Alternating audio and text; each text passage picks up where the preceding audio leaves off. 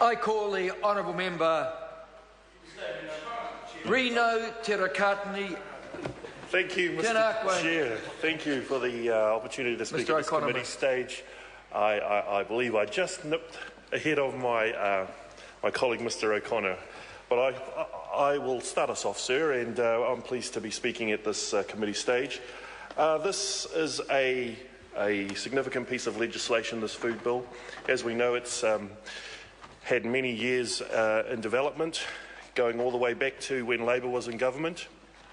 And it is a very important piece of legislation because we need a modern, risk-based food safety regime. And as we're on part one, sir, I'd like to start my contribution right at the very start, where Clause 3.1 says, "This Act replaces the Food Act 1981. And that is a very welcome provision, sir, because that is a very outdated piece of legislation, 30 years old plus, and it has caused a host of difficulties for many small businesses and territorial authorities right across the country over a long period of time. And it's very welcome that we will be putting this bill through so we can see the repeal of that particular piece of legislation. Just to give you an example, sir,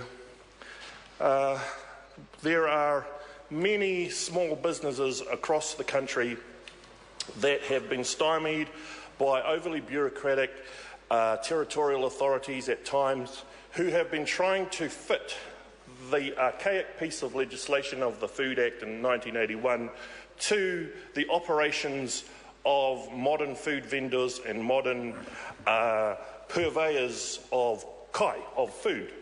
And to give you an example, sir, we've had a host of some really bizarre situations whereby, for instance, a cafe owner in Turangi, Ms. Upston's great electorate. Unfortunately, the district council there insisted that with the installation of a new toasted sandwich maker, that cafe had to install a commercial grade extractor that cost more than $7,000 just because the cafe operator wanted to have a toasted sandwich maker. Absolutely really bizarre draconian decisions that have been placed on cafe owners, which are fortunately eliminated through the introduction of this legislation. There are other examples, sir. The queers, the old ladies up in the far north who made strawberry jam and sold it at the local Kiri Hospice charity shop. Those, lovely dear ladies found that they were had to produce their jam in a commercial kitchen, and obviously, so they were technically contravening the law. And again, these really bizarre outcomes stymied the entrepreneurial spirit and the generosity of these small businesses. Again, there are other examples, sir, of territorial authorities really struggling with the one-size-fits-all prescriptive approach of the Food Act in 1981. Because as we know, sir, back in the early 1980s, it was far different from what we have today. We were I think it was simpler. We did have fish and chips and fast food, but we didn't have things like, online purchases of food. The industrial techniques of producing food have really come in leaps and bounds over that period of time.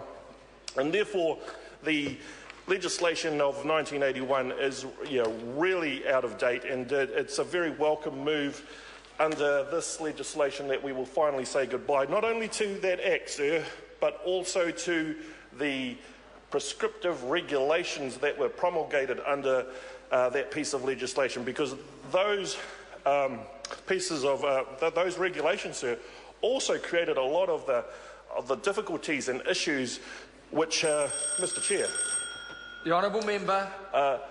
Those regulations added to the complexity and the cost and the bizarre outcomes for small business owners. So what we're getting, sir, under this piece of legislation is a much more suitable piece of legislation which fits all types of food businesses, from the small coffee cart, from the small cottage jam maker, right through to the big industrial processors and indeed exporters, sir.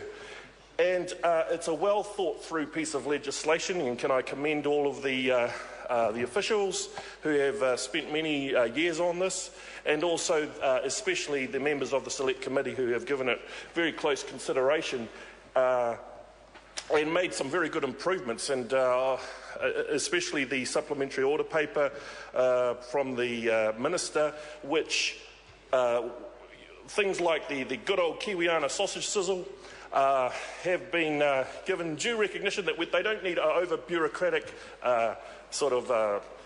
food standards and other compliance measures placed over the top of them. So there's some real common sense amendments that have been made to get to the bill at this committee stage. But, sir, there is one glaring omission in this bill at Part 1. And thankfully, my colleague, the Honourable Damien O'Connor, has proposed a very sensible amendment, sir, that there be country of origin labelling included in Clause 4. And that's very important, sir, because we on this side of the House, and many others of the parties here, except for Peter Dunn, who this amendment really rests on, we believe that Kiwis have the right to know the origin of the food that they consume, that they purchase. It should be implemented through this SOP. And I would encourage the members of this House to take the opportunity to make this very sensible improvement to Part 1, so that we do add that element of, as Mr. O'Connor calls it, cool. Adopting the acronym.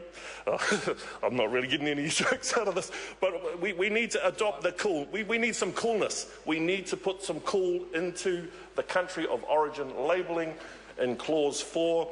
And I do like to go back to my favourite example, which is the good old Kiwi sausage, banger and bacon. Very few Kiwis know that the pork, the majority of the pork that is consumed in this country, actually comes all the way from Canada, North America.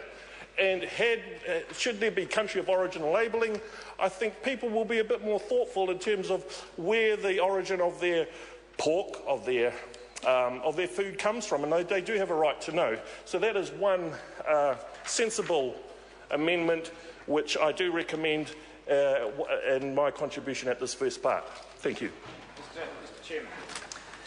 I call the Honourable Damien O'Connor. Thank you, Mr. Chairman, and I have